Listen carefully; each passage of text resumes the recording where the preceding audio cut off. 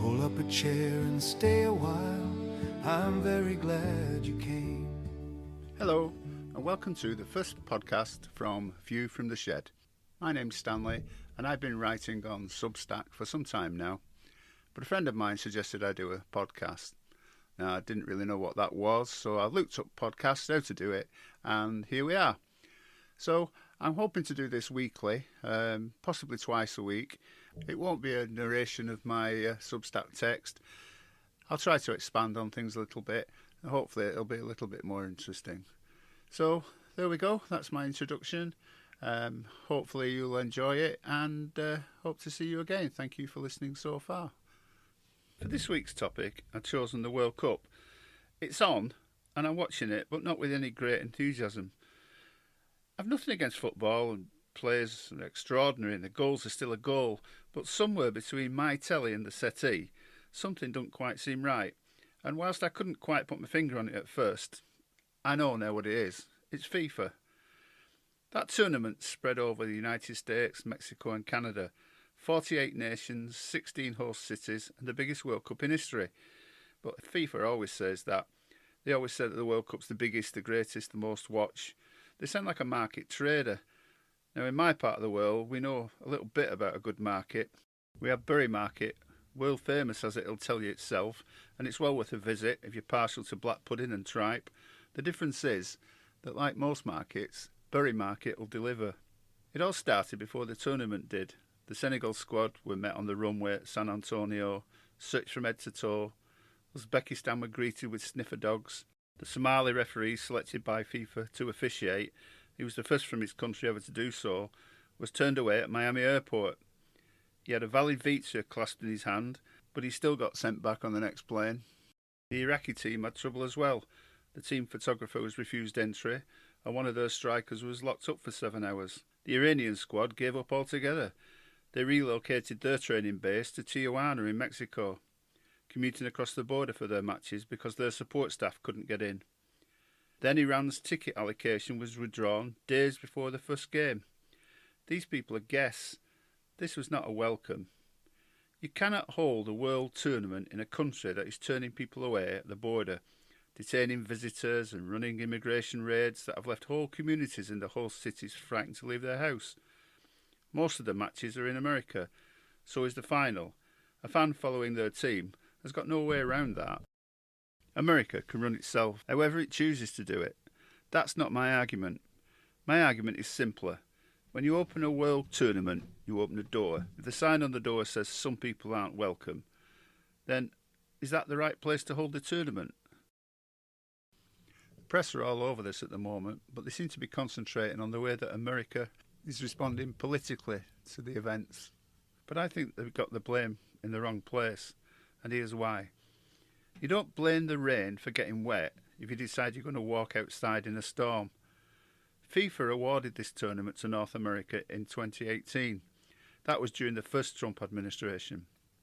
The direction of travel was plain enough then. When circumstances hardened, FIFA pressed on anyway. No conditions, no caveats. The question that needed answering now are FIFA's, and by named individuals and in public. Who decided to proceed without any guarantee of safe passage for fans? Who signed a host agreement with no enforceable protection for supporters?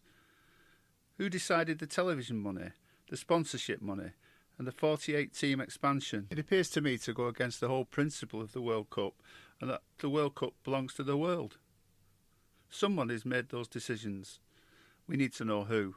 When he was questioned recently, the FIFA president, Gianni Infantino, told the world that they should chill, relax. I dare say the Somali referee sat in Miami airport with his valid visa and nowhere to go found that very settling. FIFA has got form on this. Qatar should have settled this argument for good. It didn't. Controversy, inquiry, revenues, repeat the same cycle all the time, like clockwork. Nobody has ever stopped it. In December at the World Cup draw in Washington, Infantino presented Donald Trump with the first ever FIFA Peace Prize. 3 weeks earlier, Trump had been passed over for the Nobel Prize. No selection criteria were given. Everyone outside FIFA knew exactly what that was about. Not every encouragement to comply with your agenda is passed under the door of a toilet in a brown paper envelope.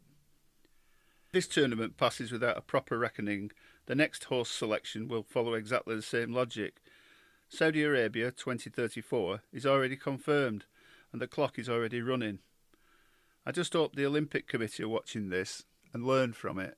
When I grew up, football was jumpers for goalposts, 30 aside on the common, rules decided by whoever argued the loudest, and the game ended when Jack's mum shouted for him to come home for his tea, and he took his ball home. That was that. It was his ball, so that was the end of the game. Rochdale, my local club, dropped out of the Football League in 2023. 102 years they'd been in it. One bad season and the town loses something it spent a century building. The gap between a Premier League squad's weekly wage and the Rochdale's annual turnover, it isn't a gap anymore, it's just a different country. Bury, my adopted home for many years, was worse. Founded in 1885, 2 FA Cups in the cabinet, expelled from the Football League in 2019 after 134 years when the money ran out. The owner had paid £1 for the club, £1, and no plan for the club that anyone ever managed to find. The fans did what football fans do when everything else has gone. They bought Gig Lane back. They built a club from nothing, argued, voted, merged, then walked back into their own ground for the 2023-24 season. 9th tier of English football. They've been climbing ever since, but it belongs to them. It's theirs. Nobody in FIFA would understand a word of that. Come August, when the real football season starts, you'll find me down at the local park. Volunteers, a tea urn, a linesman who's somebody's granddad. Jack took his ball home because it was his. That's fair enough. But whose ball is football today? And when do we get it back? Well, that's it for this one. Thanks for listening. If you've enjoyed it, tell somebody. It's the best way to keep the lights on in the shed. The written version is on Substack if you want it, with some others if you want to read those. I'll be back when I've got something else to say. Ta-ra then, till next time. Oh, and by the way, I've left my theme song running. I quite like it. Tell us what you think.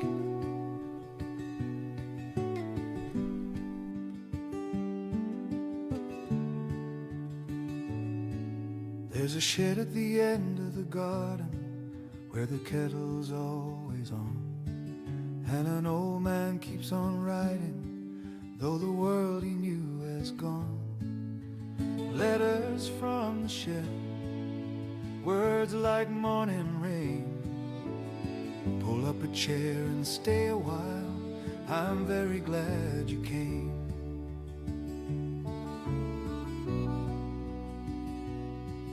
There's a gaudy Turkish barber where the butcher used to be, and a vape shop, not the cafe, where the old lads drank their tea. Letters from the shed, stories soft and true. Pour yourself a cup of tea, I saved a seat for you.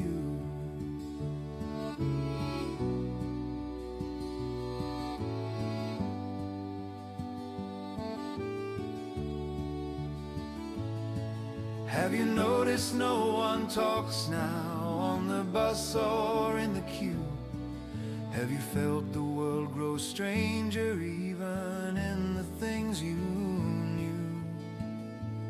So before you say there's nothing left, no reason left to try, come and sit beside this old man and let me tell you why. Letters from the shed, from a world that's fading fast.